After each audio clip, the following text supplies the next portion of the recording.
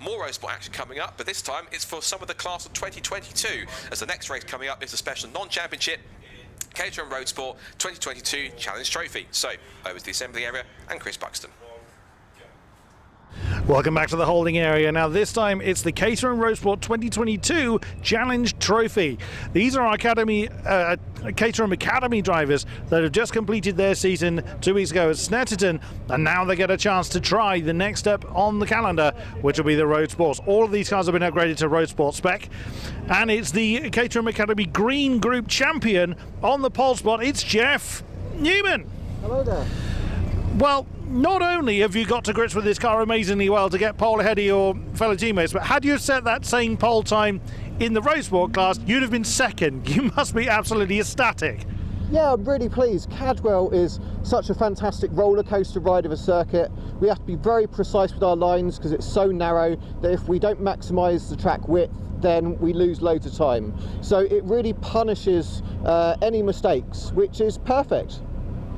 Just the way you like it. Oh, I love it. And less than a tenth ahead of Mr. Cheddick's behind you. So very much business as usual from the Academy races.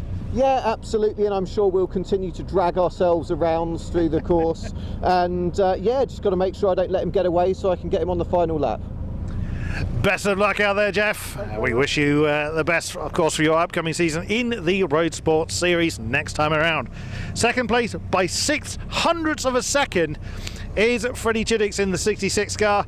Freddie, what a performance. Well played, sir. Yeah, thanks. Happy with that. The car with these upgrades is feeling great, and this is a brilliant track. So the times speak for themselves, but how do you approach this differently than you would in the Academy class car? No, it's the same. It's another race. Jeff and I had some good races for the championship, so hopefully we have another one today.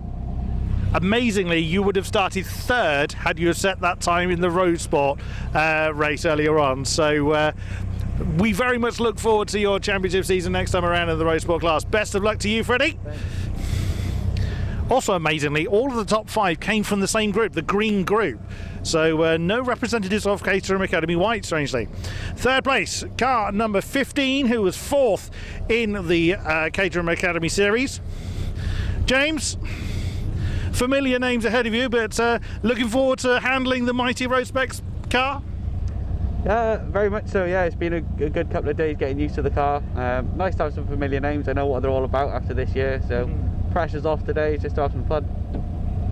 So, I mean, have you had to really adjust how you approach the circuit? Obviously, Cadwell rather, being a very different circuit, and this being a very much uprated car from the Academy class.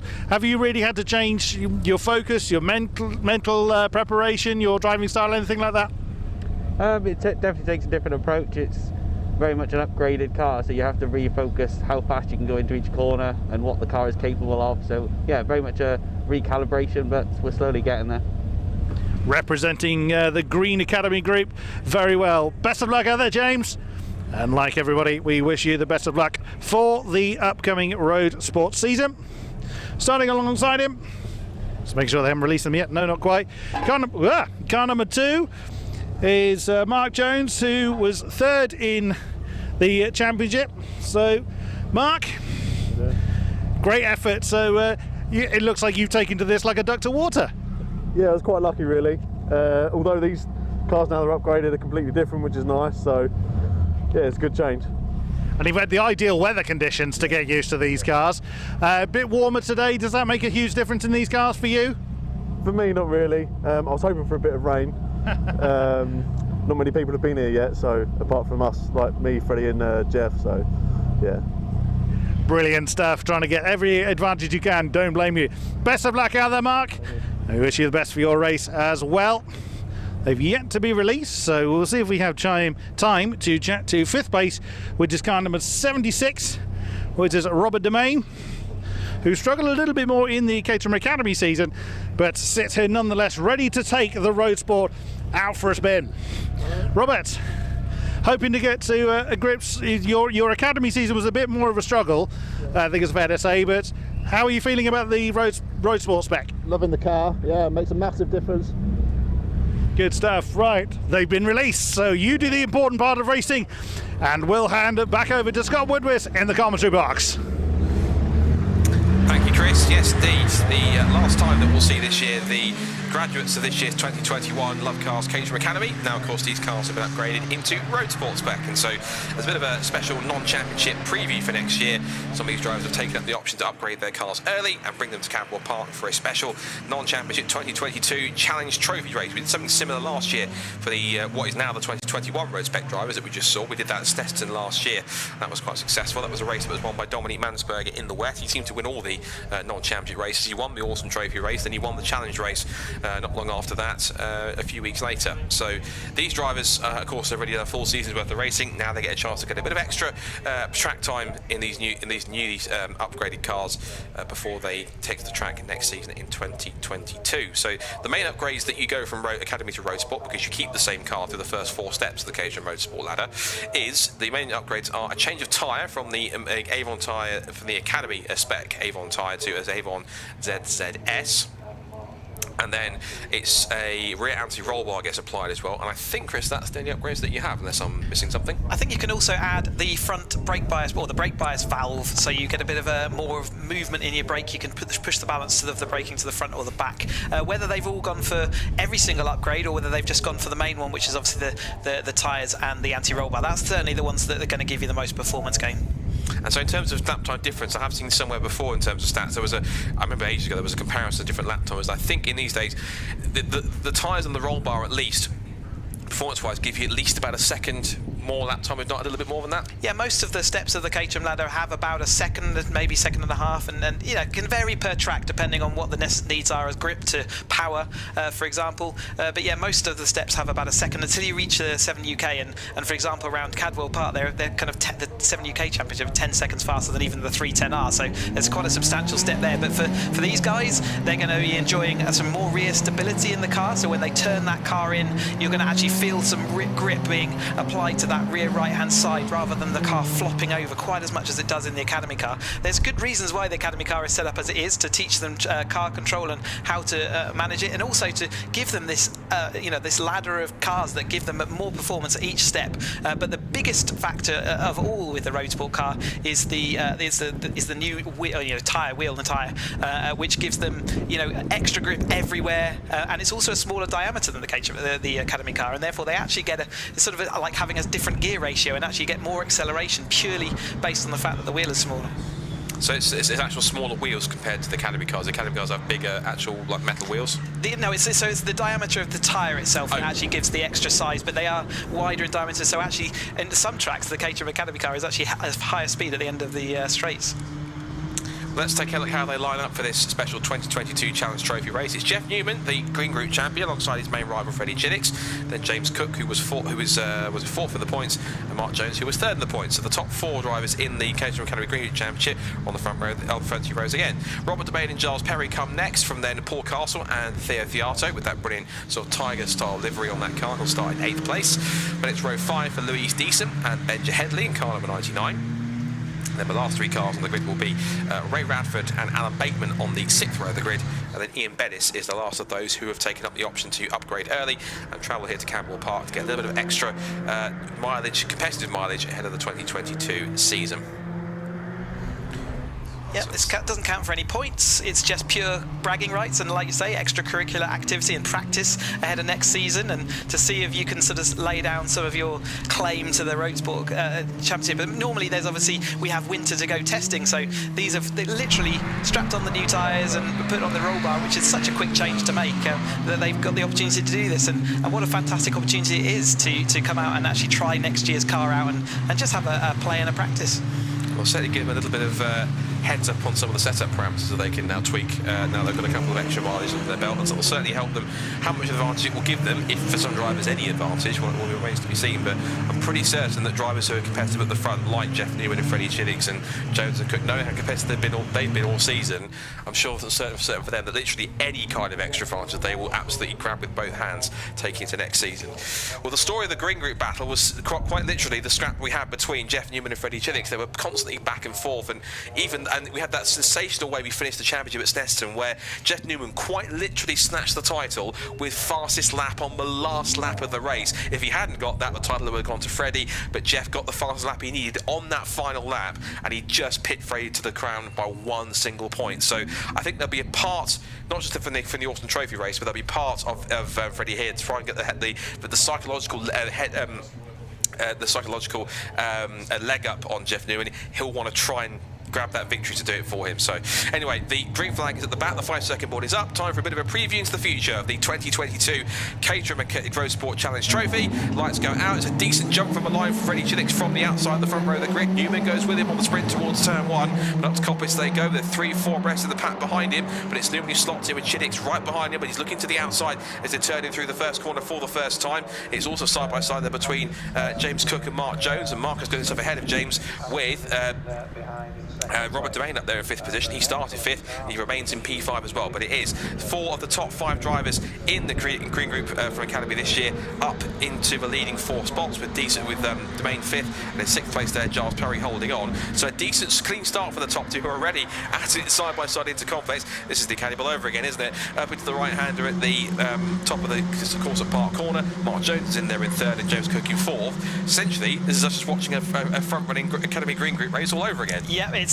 as it was, and everything the same, except for everything's different, isn't it? So how are they going to use that extra grip? How are they going to use all that extra sort of dynamic, I can't say the word, I'm not going to even try, but using how are they just going to use all of that in this new car? And Freddie Chiddix does not want to see Newman disappear up the road. He definitely doesn't want to go into the winter season with that going through his mind again. We've seen Freddie quite often earlier in the season actually be the one who has scampered off into the distance. So yeah, we often find with Roadsport the dynamics change, but that normally happens after another season's or another winter's testing. Jeff does look like he's got a little bit of an edge here, and in qualifying he had about half a second over Chiddix.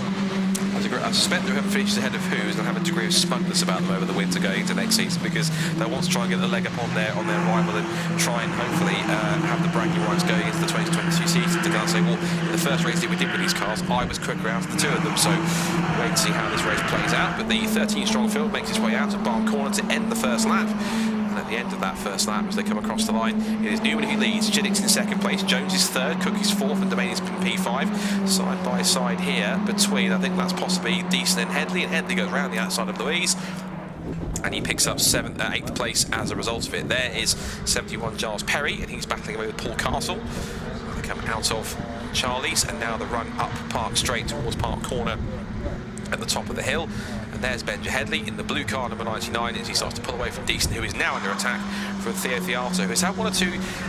He was another one of the drivers who had a steady start to the season, then started to get quicker and quicker as it went on and found a bit more confidence. And he was getting in and around the sort of the top 10, and he sort of a whisper away from the top 5 at some point, so he was getting a bit quicker towards the end, and one of the drivers that found confidence as he put more miles on the car. Yeah, I mean, people don't generally come out of the box being racing drivers built and bred, and that's what the Academy season is about. It's about learning a craft, learning a new skill, just like you might go and learn, be a tennis player. You have to work out what is fast, what is slow, how do I run a race, and some people get that fairly quickly or a bit more natural at it, and other people have to work at it. And certainly we see through Academy, we see all of those sort of times compressing down. Chiddix has not let Newman get away though. He is definitely still within that toe. We said before that Roadsport and Academy especially have a bigger toe, and so this weekend these Roadsport cars are going to have the strongest toe down the back straight. So at the moment I think we'll see Chiddix potentially drawing Jeff back in.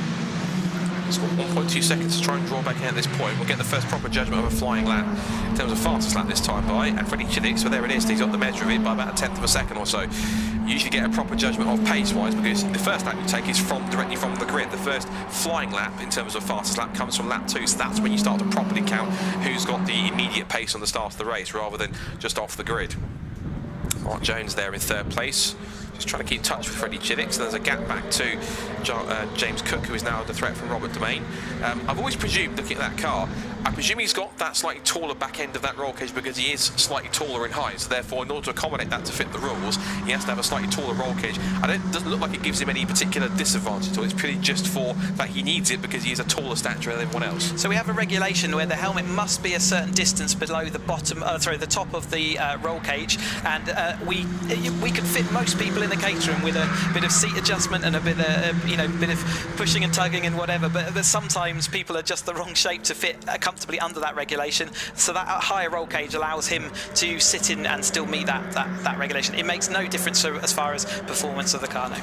So it makes his car rather unique, doesn't it? Because it has a slightly different look to it. You can always tell it's his by the fact he's got a slightly taller roll cage. Now then, looking at the attitude of the two cars, Freddie Chiddix has got his tail up here. He really wants to get after Jeff Newman and particularly beat him to the victory in this Challenge Trophy race, because again, yes, it's non-championship, yes, it's only just for a practice ahead of next year, but let's face it, they're all racing drivers, and then their mentality, a win's a win, and you want to go for it if the opportunity's there. Absolutely, and you know, he's got a point to prove. He was obviously a bit wounded by that loss of basically like 0.2 of a second on that last lap, wasn't it? It was the separator between the two. But I said last time round that gap didn't look like it was final, and I think that's been proven now. There's Chiddix, another fastest lap, 40.3, great time. So even though these have just jumped out of the academy into the Roadsport cars, they're setting times that were competitive with that Roadsport grid. But Newman so far still holding firm, and we're not seeing yet what the battle's going to be like up into Park. But we're coming on the main straight now, and he's certainly within striking distance. So almost nose to tail, but as you say, about 0.6 of a second. Freddie managed to pull back. It was about a second or so of the gap of the last time they came across the line before. Now it's just under half a second, so he's managed to claw back about half a second, 0.6 on this previous lap that he's completed.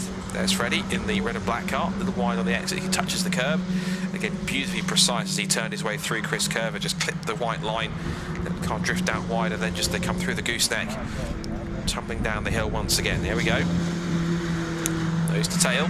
Chiddix, again, the attitude of that car certainly proving that he's pushing and throwing it around a bit more than Jeff is. I think Jeff is still driving quickly, but you can tell there's for Freddie's more comfortable just not throwing the car in, but kind of like pushing it a little bit harder and visibly showing the car to be a bit sort of although that's a bit sort of moving around a bit more. Whereas Jeff is trying to go with the proper precise method in terms of just trying to turn in, not turn in more when he has to make the corner. But Chiddix, of course, is showing that he really wants to keep pressing as hard as he can to make the most of the pace advantage he appears to have.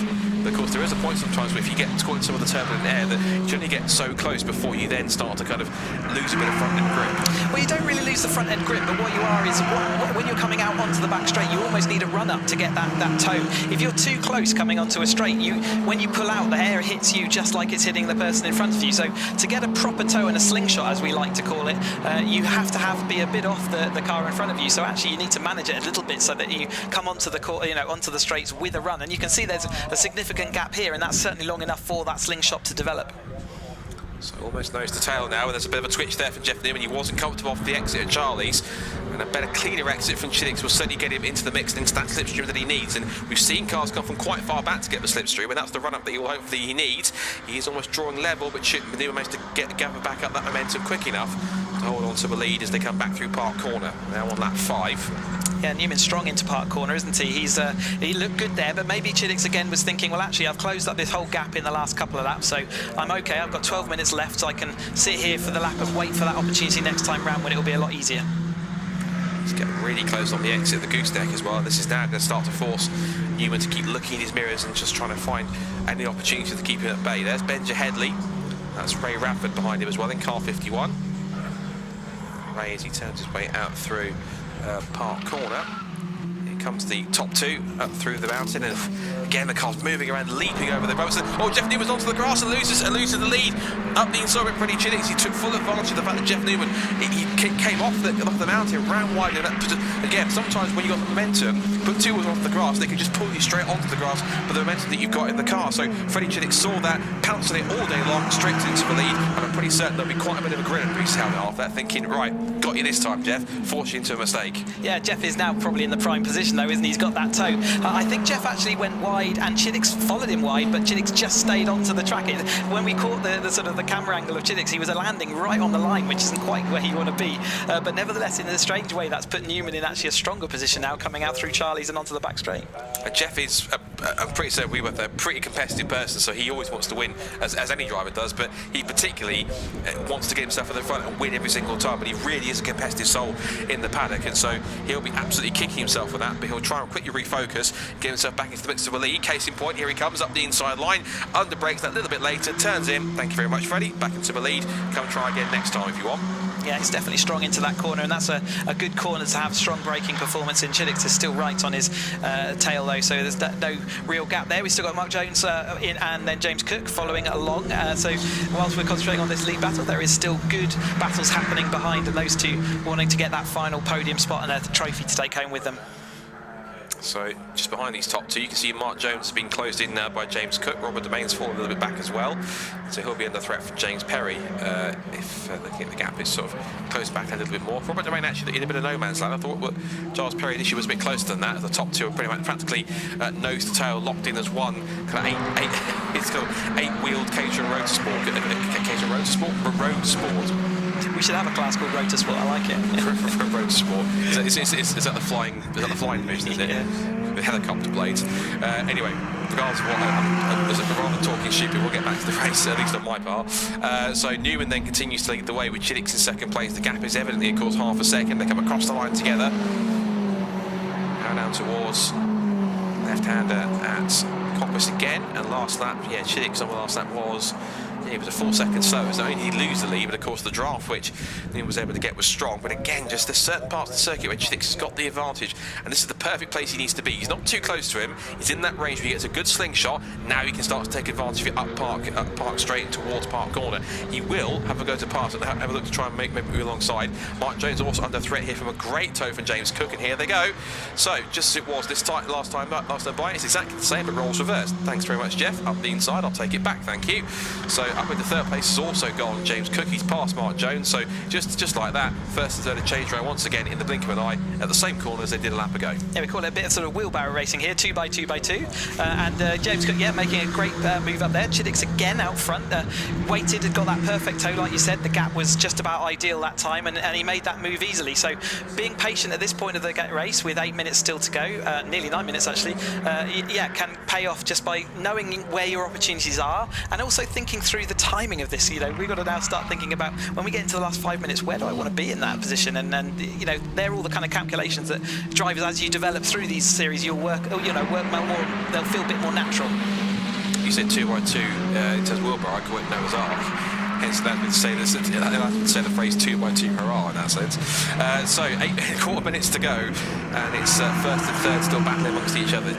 Chiddix pulling away from Newman now, as is also attempting James Cook to get away from Mark Jones in fourth position as they come back down the pit straight. Gap between leaders now as Chiddix sits a new fast lap of the race. He's now gone out to 0.5 a second. So not only did he lost a second on the last lap. Oops, around that, I think that's gone.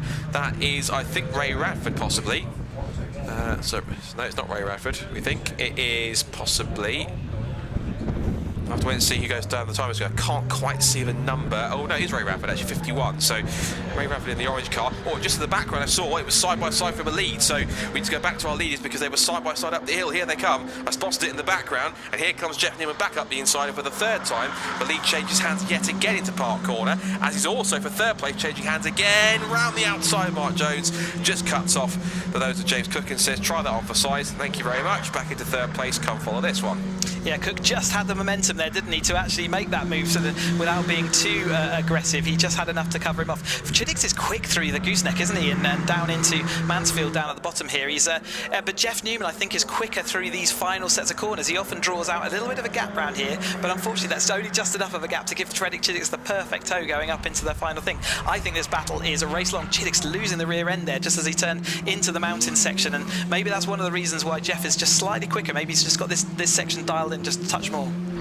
I feel we've got the makings of a potential new rivalry in Roadsport for next year. This is another, again, this is the rivalries that you seem to discover with every new academy class that comes through. You find the drivers that are the front runners and the ones that are going to go up against each other, and essentially if they all go up at the same race, they're going to be battling amongst each other for the next few seasons in Roadsport 270, 310, and if they choose to move up into 7 UK, and I'm pretty certain if they follow that path, I'm pretty certain that at least Jeff and Freddie will find themselves up at the top level within the next few years if they choose to stick the course and go all the way through. Newman sets a new fast lap of the race, 140.154, so he's now got the gap out to about almost 8.5 tenths, so he aims to continue on. We're now just under 6 minutes, just over 6 minutes to go, and again this is another chance for Freddie to get a good tow down Park Straight up towards Park Corner again. So how strong it's going to be on this second part out of the shot, we'll wait and see. Could also try and do the same for Mark Jones. And this time by, Freddie's not close enough to make a move. So he's going to sit just tucked under the roll cage of Newman as he turns in through Park Corner. That's the battle for third. Jones and Cook are still nose to tail as well. Back behind them, Robert Delaney's fifth, Paul Castle sixth, Charles Perry in 7th place, Theo Fiato is 8th, from Benji Henley and Louise Deason. And it's Alan Bateman and Ian Bellis, and then Ray Radford, who was the orange car that had the spin just a moment ago. He's back down now to last and 13th place at the moment. 5.5 minutes to go. Yeah, with this barn corner as we were watching, we haven't seen a great deal around barn corner. It doesn't seem to generate sort of any overtaking, but it's such a hard corner to get right. You really need to nail it in order to be able to fire yourself down this front straight into turn 1. And we saw that turn 1 is an overtaking opportunity, so it's a really important corner to get it right. But here's Newman heading into Park Bend, Hall Bend, sorry, and yeah, Chiddick's still there. They're each other's shadow, aren't they? They are just absolutely brilliant. I think, I for one really hope that these two go through all the steps of the ladder. I think they really deserve to, and we'll see this develop over the years. It'll be brilliant. So they go down the pit straight then, continuing this battle that's going to be, I'm sure, quite a rivalry, hopefully, for the next few years, watching these two go back and forth, because certainly, I hope Jeff Roberts saying he's a slightly more experienced man, shall we say, rather than compared to Freddie Chillicks, but of course it doesn't mean he's in terms of driving ability, they're both very evenly matched, as you can see. So we said earlier how we really love the fact that Caterham's so even as far as performance that anyone can jump into these cars and be competitive, and Jeff Newman showing as well that age doesn't matter either, so it doesn't matter how young, old, we've had some champions that are, we've got Steve Nuttall coming out, he's in his 40s, I'm in my 40s. You can get in these cars, jump in, and we've seen even older people jump in and be really competitive. So Freddie Chillicks then has managed to squeeze back into the lead. He got the toe up Park Straight once more, and that seems to be the overtaking spot for the Caterhams all weekend, it seems, up at Park Corner. So now as they turn out through the complex, down the hill, and now, a little twitch there for Freddie Chillicks here. He had to get on the brakes just on the exit of the gooseneck to stop the car from sliding any further. That would have brought Jeff back in. Jeff would have seen that, because Freddie tried to carry as much speed as he could into the gooseneck. Fanny was carrying maybe just a tiny bit too much. The back end stepped out ever so slightly. As a result of that, it meant that Jeff was right back on his tail again. He gained back about a few more metres as well on him, as they leap over there, that's mountain, and back into the Hall Bend once more. It's on lap 10, which is under 3.5 minutes to go. So they're going to get, I think, lap time wise, probably 2 more laps, I think, going to this one, I think, looking at it. Yep, and Jones back ahead of Cook there, so they're having exactly the same kind of battle for this third and fourth. Who is going to be that final step at the podium? You can bet that they both want that pot to take home with them. Absolutely nothing between the two of them, and this is the end of the track where Newman in the lead battle is better. I wonder if these have got a sort of a favourite end of the track. So onto what we believe is the penultimate lap. So including this one, 2 laps to go for the 2022 Roadsport Challenge Trophy. Some of the drivers that you'll be seeing in next year's Roadsport Championship looking to get to grips with their new spec cars just a few months earlier than some of their rivals might be, and they start stepping up into the next second rung of the ladder. Meanwhile, for our leaders, here they go again. Up the inside this time, it's Newman back up the inside. Thank you, Freddie. Right, my turn to lead again. Time for you to follow. So, up now through Chris Curve. It's an almost never-ending long sequence. There is almost kind of multiple apexes to this long right-hander at Chris Curve. But then you have to really just get to the end of it, and you then very quickly and aggressively flick right and then left, and just plunge downhill through the gooseneck, and then this very tricky braking zone where, because it's downhill, the momentum and the gravity wants to pull you faster down to the grid, so you have to actually hit the brakes harder than you would normally do, because it's such a steep downhill run. But if you hit the brakes normally, you probably wouldn't slow as quick as you wanted to, because gravity's bringing you further down, it's bringing you quicker down the hill, so you have to brake probably the hardest you ever have to brake in any of the corners at Cadwell Park in order to get the car stopped enough to get around the corner. Well, I mean, you're coming downhill, so the car is that did he lose it? He just saved it. What a brilliant bit of car control to save that. That was Cook just saving that car. You saw how on the edge it was, but equally it shows how far these cars can move around before you completely lose them. So he's still got a bit of a rear end happy car there, and sometimes these tyres can be a little bit more temperature sensitive, and if the pressures are too high, it will start getting a bit loose at the end. What I was going to say is that the dynamics of this car is significantly different from the Academy car, and it's amazing that all these front four are really so evenly paced and really not very far off the Roadsport grid, just the real Roadsport grid. dipped into the 39s for their fastest laps, and we're seeing Newman just outside into the 40s. I know they were keen to sort of see whether they could match the Newman. They're so close, and it just shows how quickly they've picked up driving this Roadsport variant. And those improved lap times, that will come with mileage anyway. So of course this is their first proper competitive time. They've been driving these cars in this specification since they've upgraded them, which is only just a couple of weeks ago. So these cars are pretty much fresh in Roadsport specifications. So trying to get them upgraded is going to be something that everyone's going to do over the winter. Side by side for third, Jones defends from Cook, who's managed to recover from that little scary moment up in entering the mountain where he almost lost the back end. Meanwhile, with our front two, it's still nose to tail. Newman has held off Chiddick on this time by. Now back into Mansfield. This is the last lap of the race. So essentially, if Chiddick wants to win this, he's going to have to make this move pretty quickly. It might well be something we haven't seen very much of this weekend, which is possibly a photo finish, but it'll have to rely on a good run through Hall Bends and then through Barnes onto the pit straight. Clean run next in the mountain. Chiddick's getting close, but they'll keep on applying that pressure all the way through. They turn in through the Hall Bends. Chiddick's as close as he can. He's being practically climbing into the cockpit of Jeff Newman's car, and now he's going to try and set that car and try and get a good run through Hall Bends and through Barn Corner. This could be a photo finish, but it depends on the run that possibly Chiddick can get. He might be probably just about a car length too far back. And after winning the championship last time, Chiddick did win the Roadsport Autumn Trophy race, but it's going to be the first bragging rights of Roadsport for 2022. So Jeff Newman, the Academy Green Group champion, takes the victory in the 2022 Roadsport Challenge race, followed by Chiddick just about a quarter of a second back. The battle for third is resolved, with Mark Jones picking up the final podium spot ahead of James Cook in fourth. And then the rest of the pack will come through in earnest, with Robert Domain will pick up fifth position. This is sixth place battle between Giles Perry and Paul Castle. Domain comes across to confirm his top 5 finish. Giles Perry in his silver and yellow number 71 machine turns in through the right-hander and up to the checkered flag, and it will be 6th position for Giles, who will just about hold off Castle to the end. I'm sure that's a rivalry that will go on to 2022 as well. And the rest of the group, rest of the top 10, will be Theo Fiato as he turns in now the Tiger liveried machine, followed by Benja Headley and Louise Deason, who should be pleased with the 10th place as well, followed by Bateman and Bettis. And Ray Radford also finishes the race after he was lapped by the top 2, and he's a lap down after his earlier spin. So, excellent stuff from our future Roadsport drivers, and they'll have got a little bit of a leg up in some cases in terms of competitive mileage on their competitors for next year. But I think the person who's going to be happiest and, dare I say, most smug of all is going to be Jeff Newman. That's going to be certainly something that he will be certainly very proud of going into next year, that he's got the initial pace advantage, the initial psychological advantage going into 2022, knowing that he's got the pace, and he seems to have initially sussed these cars out pretty well. Yeah, but I don't think you can put a paper between them, can you? Chiddick's there absolutely on his tail for the whole of that race, and actually Chiddick set his fastest lap time on that last lap, and he was a mere 300ths back from Newman's. So there is literally nothing between these two. They were nose to tail. They were 2 tenths over the line as they finished then, and you know, and that's also, you know, that's Bettis and Radford we just watched going over the line. But yeah, it's 2 tenths between them and the line, and that was the difference between the championship. I can't wait.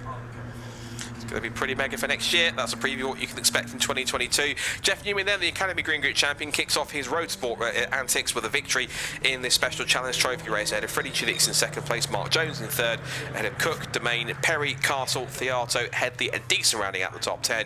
Jeff Newman, of course, taking the fastest lap of the race, and then it's Bateman, Bettis and Radford. We'll see these guys and many more next year in next year's Roadsport Championship. For now, though, let's quickly head over to the assembly area course, because we have our very last race of the 2021 Caterham Roadsport season as a whole. It's the season finale for the Avon Tyres Caterham 7 Championship UK.